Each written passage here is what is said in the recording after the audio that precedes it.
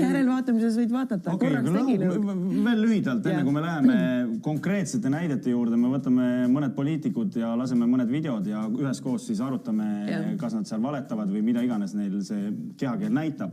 Aga mis on need asjad, mida tuleb silmas pidada? Need on silmad, lõug?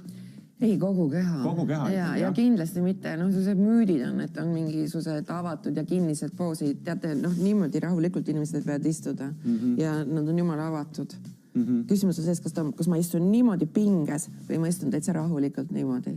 Et selles mõttes, ütleme, et näo mikro- ja makroilmed, mis on, see on keerulisem, see nõuab teatud niisugust oskust ja ta tahab saada õppimisest, et see reaktsioon toimub murduse sekundi vältel. Näiteks Wimbledonis on mõõdetud 0,13 sekundit, eks ju.